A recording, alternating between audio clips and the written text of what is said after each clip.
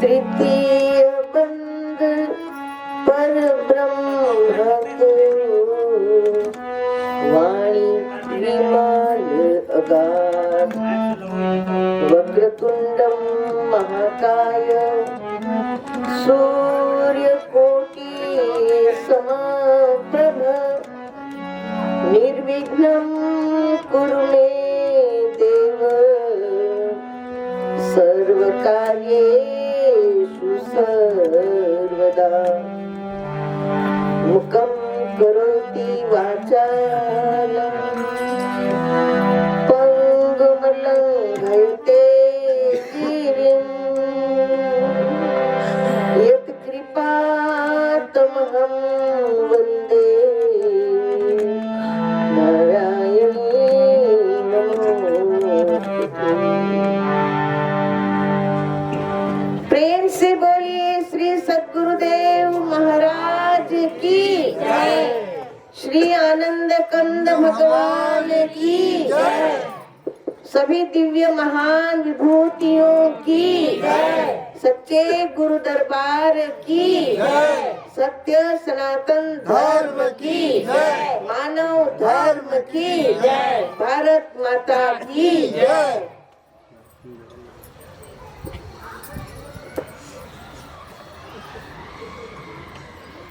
उपस्थित आदरणीय ईश्वर चरणानुरागी भगवत भक्तों, भक्तिमती माता बहने,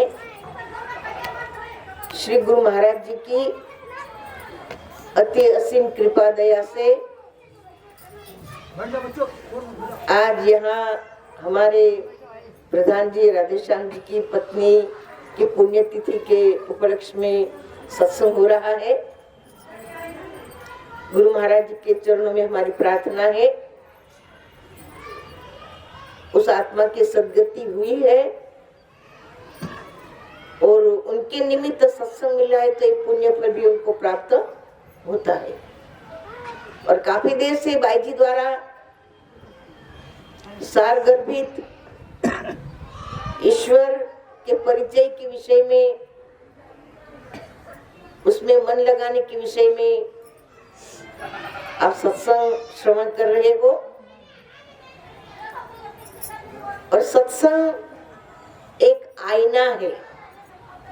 आईना, आईने में जब हम अपना चेहरा देखते हैं तो चेहरे पर जहां भी दाग होता है वो स्पष्ट दिखाई देता है, वहां कुछ छुपता नहीं है।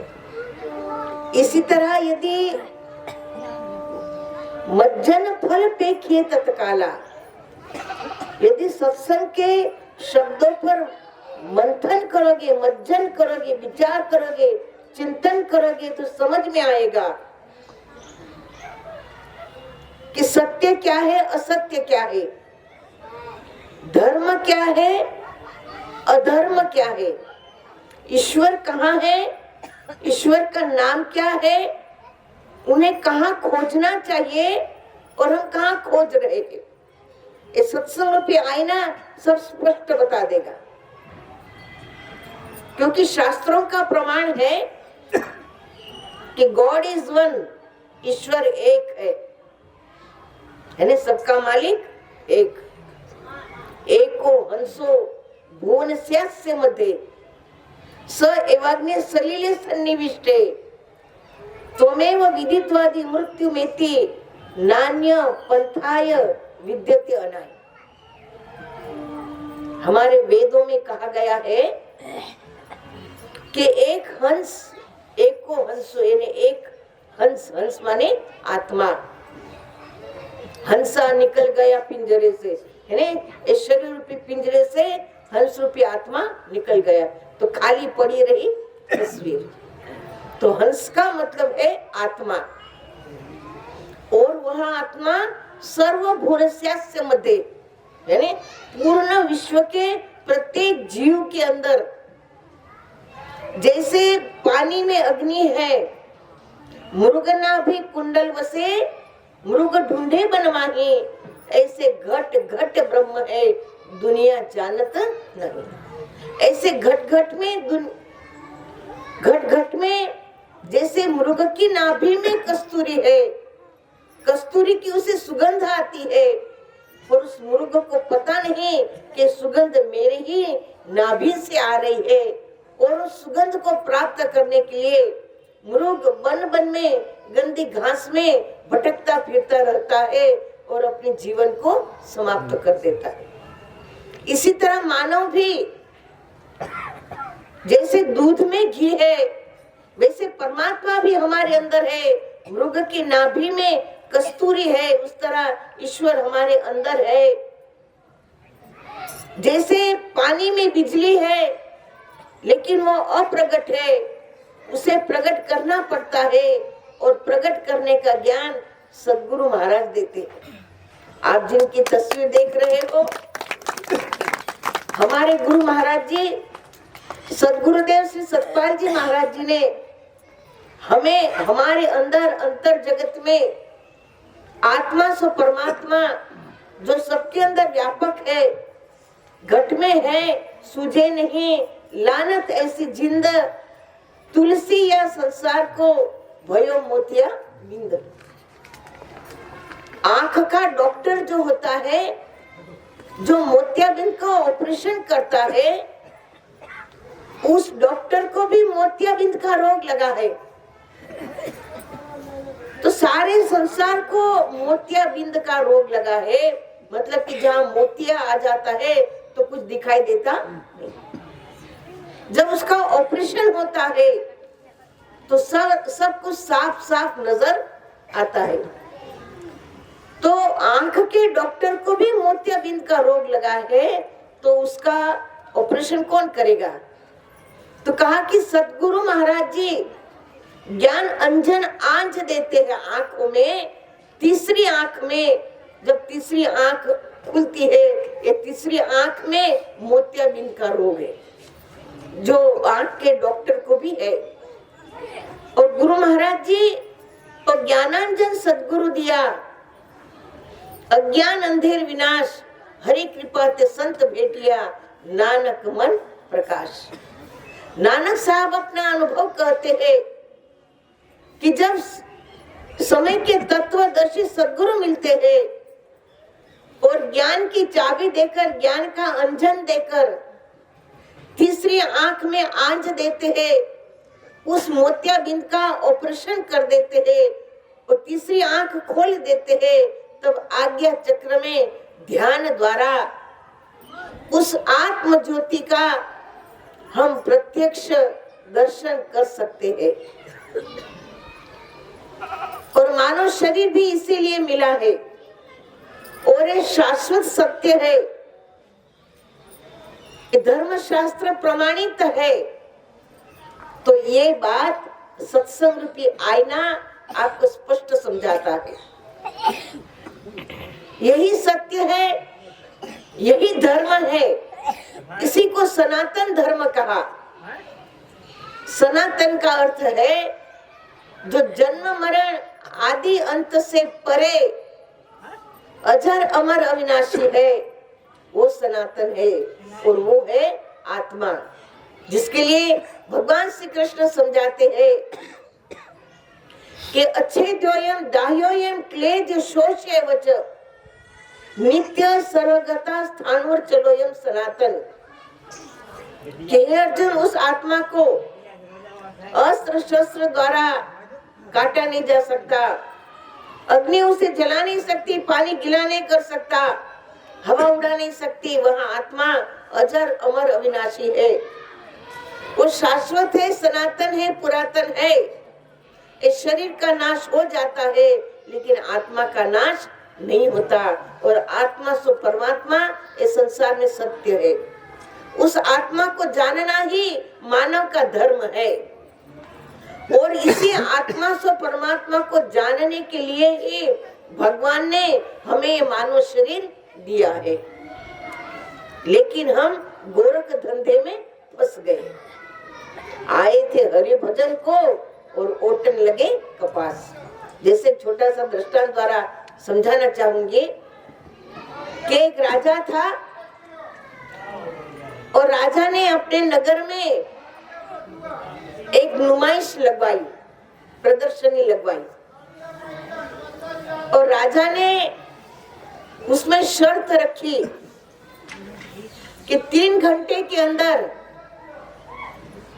राजा जो नुमाइश लगाई है उसी के बीच में कहीं बैठा है। 3 घंटे के अंदर जो लोग राजा को ढूंढेगा तो राजा उन्हें बहुत बड़ा इनाम देंगे। तो समय बांध दिया गया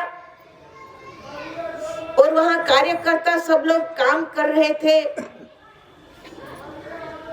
और जो व्यक्ति अंदर आ रहा था राजा को ढूंढने प्रदर्शनी में, तो उनका नाम लिखा जा रहा था और उनका समय लिखा जा रहा था कि 3 घंटे के अंदर प्रदर्शनी में से राजा को ढूंढना था।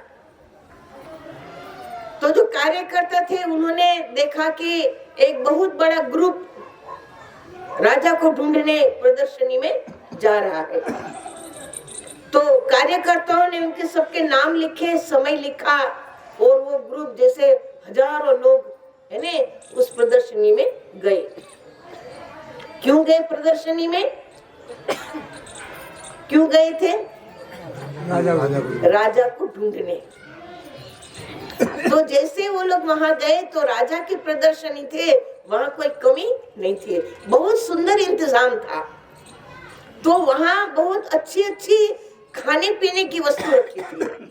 जैसे कहीं आपने देखा होगा कि बड़े बड़े शेठ साहूकार के यहाँ जब शादी विवाह होता है, रिसेप्शन होता है, तो वहां खाने पीने का इंतजाम होता है और इतना बढ़िया इंतजाम होता है और इतनी तरह तरह के आइटम वहां होती है कि खाने वाला निश्चित निर्णय नहीं कर पाता कि क्या खाए क्या न खाए, है ने।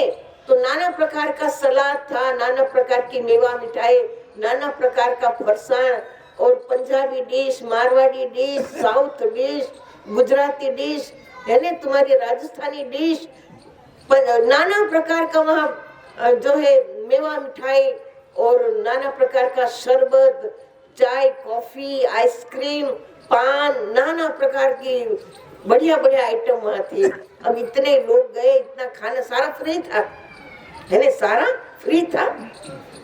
तो सब लोग चॉइस करने लगे क्या खाए क्या ना खाए और इसी उधेड़-बुन में 3 घंटा बीत गया। और दूसरे कार्यकर्ता आए और उन सबको बाहर निकाल के चलो तुम्हारा समय खत्म, 3 घंटा हो गया। तब कहने गए अरे हम तो भूल गए, हम तो राजा को ढूंढने आए थे, खाने पीने के चक्कर में रह गए, है ना।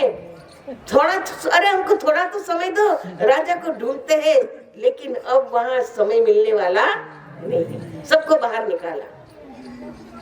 फिर और बड़ा दूसरा ग्रुप आया, है ने, उनके सबके नाम लिखे गए, समय लिखा गया और वो ग्रुप इससे थोड़ा और आगे बढ़ा। तो वहां क्या था कि बहुत सुंदर सुंदर वस्त्र थे, बहुत अच्छे अच्छे कपड़ों की दुकानें थी और बहुत सारा जो है बच्चों के लिए कपड़े, बच्चों के खेलने कूदने के लिए खिलौने और माता बहनों के लिए साड़ियां है, ड्रेस है, बहुत सुंदर सुंदर वस्तुएं थी। तो सारी माता बहने तो अरे ये देखते हैं, चल इधर ये देखिए कितना अच्छा है, अरे उधर देखते हो, है ने।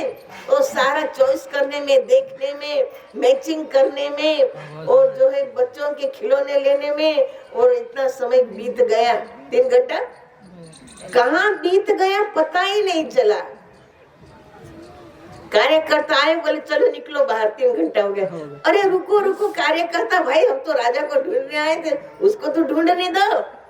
लेकिन कार्यकर्ता कोई दया करने वाला नहीं था, सबको खींच खींच करके बाहर निकाला। फिर तीसरा ग्रुप आया, उनका सबका नाम और समय लिखा गया, वो उससे भी आगे बढ़ा। तो वहां क्या था कि तरह तरह के मनोरंजन के साधन थे। कहीं नक्कल, है ने, नक्कल हो रही थी, कहीं हास्य सम्मेलन हो रहा था, कहीं कवि सम्मेलन हो रहा था, कहीं टीवी पर पिक्चर चल रहा था, कहीं नेता लोगों नेतागिरी हो रही थी, कहीं बच्चों रंगों का खेल हो रहा था, तो नाना प्रकार का वहाँ मनोरंजन का है ना साधन लगा हुआ था। अब जिसको जहाँ शौक है वो वहाँ जाएगा। किसी को कवि सम्मेलन पसंद है, किसी को हास्य सम्मेलन पसंद है, किसी को राजनीतिक प्रसंग पसंद है, कहीं लड़का लड़की देखने का भी एक अलग मंडप लगा हुआ था कि वे किसी की शादी कहीं हो रहे नहीं हो रहे तो चलो उधर, है ना। तो उसी सारे मनोरंजन के साधनों में लोग इतने उलझे रहे। लक्ष्य क्या था? राजा को ढूंढना। लेकिन उसी मनोरंजन के उधेड़-बुन में ऐसे लगे रहे कि लक्ष्य को भूल गए। 3 घंटा बीत गया, कार्यकर्ता आए और कहा सबको सब बाहर निकलो, है ना। अरे भाई जरा रुको, राजा को तो ढूंढने दो, जिस लक्ष्य के लिए आए थे उस लक्ष्य को पूरा करने दो। लेकिन वहाँ समय नहीं है, समय खत्म, है ना। सबको बाहर निकाला। फिर चौथा ग्रुप आया, वो उससे भी आगे बढ़ा। तो वहाँ क्या था? तरह तरह के गहने थे, इतने सुंदर सुंदर, है ना, कॉस्मेटिक गहने, नकली गहने, असली गहने, हीरा मोती सोना चांदी, है ना, तरह तरह के इतने हीरे के जड़ाओ खड़ाओ है ना सब। तो लोग उसको देखने में, लेने में, पसंद करने में इतने मशगूल हो गए कि जो लक्ष्य था राजा को ढूंढना उसको भूल गए। फिर कार्यकर्ता आए और सबको बाहर निकाला, लेकिन कोई राजा को ढूंढ पाया नहीं। तब एक व्यक्ति, एक जिज्ञासु आया। उस जिज्ञासु ने विवेक से विचार किया और वहां जो मेन कार्यकर्ता मुनीम जी बैठे थे उनसे पूछा, बोले भाई जरा बताओ ना राजा कहाँ छुपे गए, है ना, राजा कहाँ है? उसने पूछा तो मुनीम जी ने बताया, बोले यहाँ से ऐसी पतली गली जाती है और यहाँ राजा बैठा है ना, यहाँ राजा बैठा है। तो बराबर वहीं पर गया और उसने राजा को ढूंढ निकाला। तो सज्जनों, एक दृष्टांत क्या संकेत करता है कि राजा रूपी परमात्मा ने इस संसार रूपी नुमाइश प्रदर्शनी लगाई। हम सब लोग 3 घंटा रूपी आयुष्य लेकर आए हैं। संसार में क्यों आए हैं? ईश्वर को पाने के लिए, ईश्वर को ढूंढने के लिए, ईश्वर की भक्ति करने के लिए। लेकिन कहाँ लग गए? खाने पीने में लग गए, कपड़े, है ना, मैचिंग करने में लग गए, खेल खिलौने में लग गए, मनोरंजन में लग गए, गहने पहने में लग गए। और इन बातों को पूरा करते करते, है ना, कहाँ जीवन बीत गया, है ना। और कार्यकर्ता रूपी यम राजा आएगा और वो समय देने वाला नहीं, 1 मिनट का भी एक्स्ट्रा समय नहीं देगा, है ना। आयुष्य पूरी हो गई और वो पकड़ के ले जाएगा, बिल्कुल और माफ नहीं करेगा, बिल्कुल 1 मिनट का भी समय देने वाला नहीं। और समझो, कोई पुण्य कर्म से थोड़ा समय मिल भी गया तो सोचिए कि पूरा जीवन ईश्वर को याद नहीं किया तो थोड़े से समय में क्या कर सकते हो? क्योंकि अंतिम समय में भगवान के घर से ऐसा नियम है कि सारी इंद्रियां शिथिल हो जाती है, निष्क्रिय हो जाती है। मृत्यु के थोड़ा समय पहले हमें संकेत मिल जाता है कि अभी मरना है ना, यमराजा आने वाला है लेने। और पूरा जीवन जो कर्म किया है उसका पूरा बायोडेटा हमारे नजर के सामने आ जाता है। पूरी रील घूम जाती है कि हमने क्या लक्ष्य था संसार में आने का और हमने क्या किया। तो पूरा बायोडेटा हमारे नजर के सामने आ जाता है। जैसे कंप्यूटर में होता है ना, कभी नाम नंबर दबाओ तो पूरा उसका बायोडेटा आ जाता है। इसी तरह से हमारे जीवन का, कर्मों का पूरा बायोडेटा सामने आ जाता है और उस समय हमें पछतावा होता है कि यमराजा लेने आ रहा है, नरक में ले जाएगा। वहां अनेक प्रकार की यातनाओं को भोगना पड़ेगा, तब पछतावा होता है कि आछे दिन पाछे गए, किया न हरि सहेद, और अब पछतावा क्या करे जब चिड़िया चुग गई खेत। उस समय बहुत आदमी पछताता है कि अरे भगवान का भजन नहीं किया। ये संत महात्मा चिल्ला चिल्ला करके कहते थे भजन करो भजन करो भजन करो। जैसे हमारे संत महात्मा सुनाते हैं कि एक बुढ़िया थी, रास्ते से पैदल जा रही थी और उसके सिर के ऊपर दूध दही के मटके थे, है ने, और बेच रही थी, कोई दूध ले लो, दही ले लो, घी ले लो, है ने, वो बेचते, है ने, चिल्लाती चिल्लाती रास्ते से जा रही थी। अब पीछे से 20 नंबर का घोड़ा गाड़ी वाला आया। पहले तो घोड़ा गाड़ी चलते थे, है ने, तो पीछे से 20 नंबर का घोड़ा गाड़ी वाला आया और वो चिल्लाने लगा, ए माँ जी थोड़ा साइड हो जाओ। पहले रास्ते कैसे, पहले के रास्ते चौड़े नहीं होते थे, छोटे छोटे रास्ते होते थे। तो घोड़ा गाड़ी वाला चिल्लाने लगा, माँ जी साइड हो जाओ, घोड़ा गाड़ी आ रही है। ए माँ जी साइड हो जाओ, घोड़ा गाड़ी आ रही है। ए माँ जी साइड हो जाओ, घोड़ा गाड़ी आ रही है। लेकिन वो माँ जी साइड हुई नहीं और घोड़ा गाड़ी की टक्कर लगी और उसका सारा दही दूध नीचे गिर गया, उसका सारा नुकसान हो गया। तो उस बुढ़िया ने उस घोड़ा गाड़ी 20 नंबर घोड़ा गाड़ी नंबर होता है ना गाड़ियों का, 20 नंबर घोड़ा गाड़ी वाले ने मेरा सारा दही दूध गिरा दिया और मेरा इतना इतना नुकसान हो गया। उसने FIR दर्ज करा दिया। अब कोर्ट में केस चला, घोड़ा गाड़ी वाले को बहने कटघरे में खड़ा कर दिया। जज और वकील उस घोड़ा गाड़ी वाले से सवाल करते हैं, लेकिन घोड़ा गाड़ी वाला कुछ बोलता नहीं, कुछ भी नहीं बोलता, बेचारा चुप ही रहा। तो वो बुढ़िया कहती है कि उस समय तो बड़ा जोर जोर से चिल्ला चिल्ला करके बोल रहा था, माँ जी साइड हो जा, माँ जी साइड हो जा, माँ जी साइड हो जा, और अब क्यों नहीं बोल रहा है नहीं? तो गलती किसकी पकड़ी गई? बुढ़िया की। तेरे को तो साइड होने के लिए बोला था, तू साइड नहीं हुई, तू साइड नहीं हुई इसलिए तेरा गिरा,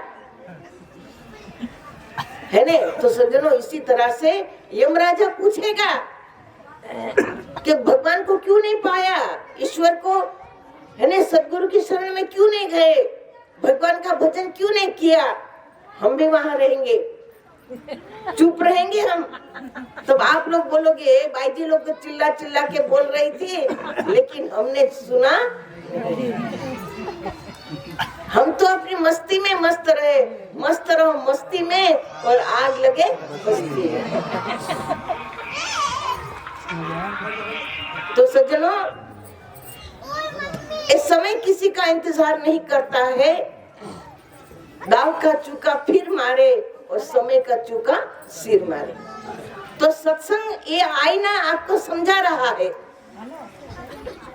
कि आपके अंदर आत्मा सो परमात्मा है। सद्गुरु महाराज जी की कृपा से आत्मा का दर्शन करने की विधि संत महात्माओं से जान लो, फिर ध्यान करो। श्वासोश्वास में परमात्मा का नाम है। क्या है? श्वासोश्वास में परमात्मा का नाम है। श्वास की कोई भाषा नहीं है और श्वास हर इंसान लेता है। बिना श्वास का कोई जीवित नहीं है। क्या फर्क है एक जिंदे आदमी में और एक मुर्दे में? What is different a man and a dead body? क्या फर्क है जिंदे आदमी में और मुर्दे में? तो मुर्दे में से क्या निकल गया जो उसको मुर्दा साबित किया? श्वास ही निकल गया। आत्मा निकल गई, श्वास निकल गया। भाई आत्मा और श्वास दोनों निकल गया ना। आत्मा व श्वास एक सिक्के की दो बाजू है। सिक्का एक है लेकिन बाजू दो है। हथेली एक है लेकिन बाजू दो है। तो आत्मा और श्वास एक सिक्के की दो बाजू है। आत्मा सो परमात्मा, एक परमात्मा का स्वरूप है। और जहाँ स्वरूप है वहाँ नाम भी होता है। जैसे ये हमारा स्वरूप है तो स्वरूप का नाम भी है। तो भगवान है तो भगवान का नाम भी है। जैसे आत्मा से परमात्मा निर्गुण निराकार ज्योति स्वरूप हमारे अंदर है, वैसा ही भगवान का नाम श्वासोश्वास में जो वाणी से परे है, भाषा से परे है, वो हमारे अंदर श्वासोश्वास में है। श्वास की कोई भाषा नहीं है और श्वास सब लोग लेते हैं, बिना श्वास का कोई जिंदा नहीं है। तो श्वासोश्वास में नाम सुमिरन की विधि सद्गुरु महाराज बताते हैं। सत्संग रूपी आईना आपको यही समझाता है कि आत्मा से परमात्मा और श्वास में नाम सुमिरन, इसको जान लो और जान करके इसका ध्यान करो, भजन करो, सुमिरन करो, यही हमारे काम आएगा। यही हमारी असली प्रॉपर्टी है। तो श्वास में भगवान का नाम है। सत्संग रूपी आईना भगवान के नाम का दिग्दर्शन कराता है। यदि नाम का सुमिरन हमारे जीवन में है, यदि नाम का सुमिरन हम खूब करते हैं, नाम सुमिरन का यदि हमने सहारा लिया, तो संसार की जितनी सारी उलझने हैं वो सारी सुलझ जाएगी, उलझने सुलझ जाएगी। जैसे एक ऊंट का व्यापारी था। किसका? ऊंटों को लेना बेचना वो करता था। तो एक ऊंट का व्यापारी था और उसने अपने जो है बही खाते में लिख रखा था कि मेरे मृत्यु के बाद मेरे पास उस समय जितने ऊंट रहेंगे, उन ऊंटों में से आधे ऊंट बेटे को देना है और उससे आधे ऊंट बेटी को देना है। और एक नौकर है, उसको उन सभी ऊंटों में से 5वां हिस्सा नौकर का है। ऐसा उसने बही खाते में लिख दिया और सबको बता भी दिया था। तो जब वो ऊंट वाला मरा तो उसके पास में 19 ऊंट थे। कितने थे? 19 ऊंट थे। अब वो ऊंट वाला मर गया, 19 ऊंट थे, उसके 13वीं हो गए, 16वीं हो गए, जो भी है ना विधि विधान होता है, दर्पण है, जो भी है वो सारा हो गया। मृत्यु भोज हो गया, सारे परिवार वाले आए, खाना खाए, सब चले गए। और जब कर्मकांड विधि विधान हो गया, फिर क्या है? बंटवारा। तो पंच इकट्ठा किया समाज का और कहा कि पिताजी ने ऐसा ऐसा लिखा है कि अभी जितने ऊंट बचे हैं, 19 ऊंट है, उसमें से आधे बेटे को देना है। अब 19 के आधे कितने होते? 9.5। 9.5 बोले तो एक ऊंट को काटना पड़ेगा नहीं, तो ऊंट को काटा जाता नहीं, भाई उनका ही नुकसान होगा, है ना। तो अब इसका बंटवारा कैसे करे? तो सब लोग बड़ी उलझन में थे, है ना। सुबह से बैठे थे सारे, सब लोग उलझन में थे कि अब इसका बंटवारा कैसे करे। तो ठीक उसी समय एक ऊंट वाला आता है। तो उसने पूछा, भाई क्या बात है, इतनी चिंता में क्यों हो? बोले ऐसा ऐसा है, 19 ऊंट है और ऐसा ऐसा हिस्सा करना है, तो हम लोग चिंता में है, कैसे करे। तो ऊंट वाला कहता है, इसमें चिंता क्यों करते हो, मैं बंटवारा कर देता हूँ। बोले ठीक है, कर दो। बोले ऊंट को काटना पीटना नहीं पड़ेगा, मैं बंटवारा कर देता। तो उस ऊंट वाले के पास में एक ऊंट था, वो ऊंट लेकर आया था। बोले 19 ऊंट है, उसमें मेरा एक ऊंट मिला दो। कितने हो गए? 20 हो गए। 20 में से आधे किसको देना है? बेटा को।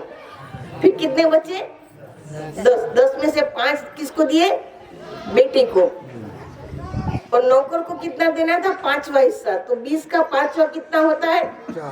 4। तो 4 दे दिया नौकर को। कितना बचा? 1। ऊंट वाला बोला मेरा है, मेरे के चला।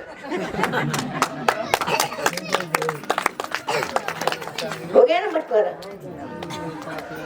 तो सज्जनों, ये ऊंट क्या है? ये ऊंट माया की उलझने है ना। ये ऊंट माया की उलझने है और हम लोग उस उलझनों में ऐसे उलझ गए, संसार के गृहस्थी के कार्यों में, उन उलझनों में ऐसे उलझ गए हैं कि उसका तोड़ निकलता नहीं है। और तब पेंडे में सद्गुरु मिले दीपक दीना हाथ। है ना, हमारे जीवन मार्ग में सच्चे सद्गुरु, ऊंट का मालिक रूपी सच्चे सद्गुरु मिले तो नाम रूपी ऊंट दे दिया, है ना। नाम रूपी ऊंट हमारी उलझनों के साथ जुड़ जाएगा तो संसार की सारी उलझने सुलझ जाएगी। भगवान कृष्ण यही समझाते हैं कि हे अर्जुन, तस्मात् सर्वेषु कालेषु मामन स्मर्युद्धच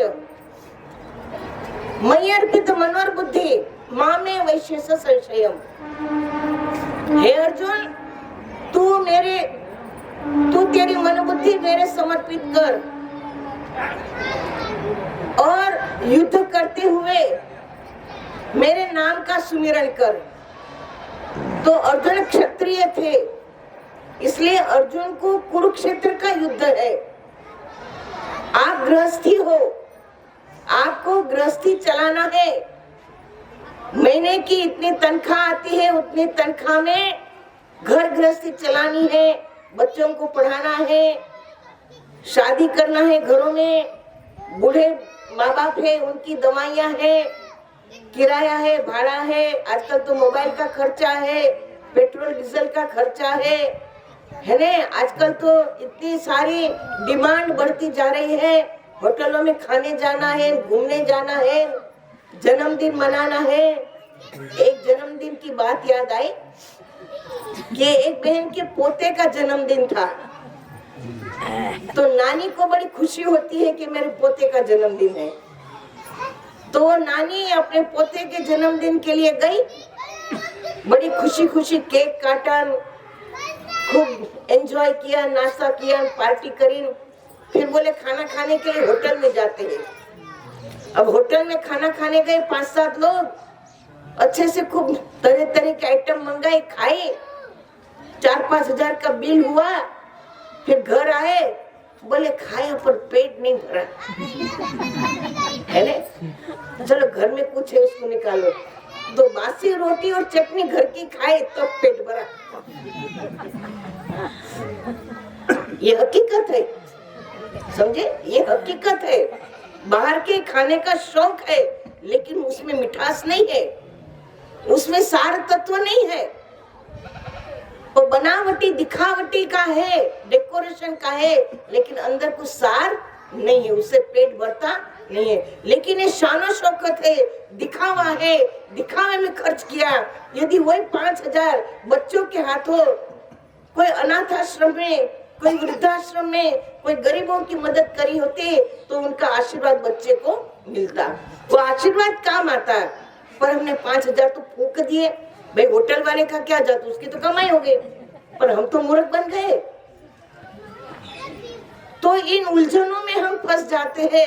लेकिन उन उलझनों के साथ यदि हमारे पास गुरु महाराज जी का नाम रूपी, ऊंट रूपी नाम है, तो सद्बुद्धि आएगी कि चलो बच्चे को आश्रम ले जाते हैं, उनके नाम से सत्संग कराते हैं, संत महात्माओं की, गुरु महाराज जी की सेवा करते हैं, तो वो पैसा तुम्हारा सार्थक हो जाता है, वो उलझन सुलझ जाती है ना। तो भगवान कृष्ण यही कहते हैं कि अर्जुन, तू युद्ध करते हुए मेरे नाम का सुमिरन कर।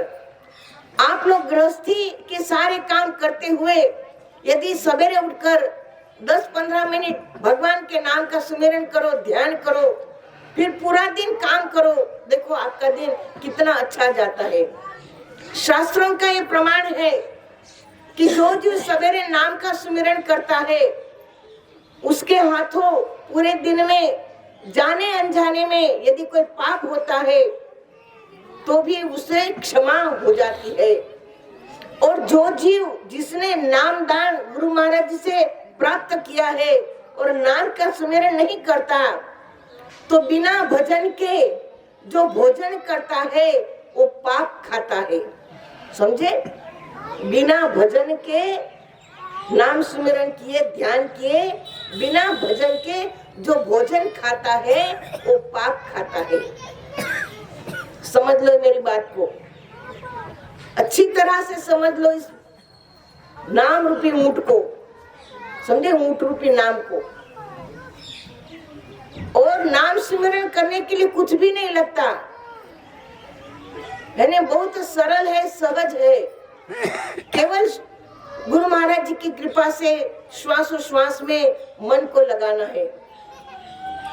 नाम आपको 84 से छुड़ाएगा और बिना नाम के 84 में जाना पड़ेगा। नाम माया से मुक्त करता है और बिना नाम का माया में उलझ जाता है। इसलिए खूब खूब नाम का सुमिरन करें, खूब भजन करें, ध्यान करें। यही हमारे जीवन का लक्ष्य है। यही सत्संग रूपी आईना इस संसार की नुमाइश में से राजा रूपी परमात्मा को ढूंढने का चेहरा दिखाता है। तो ज्यादा न कहते हुए यहीं पर मैं अपनी वाणी को विराम देती हूँ।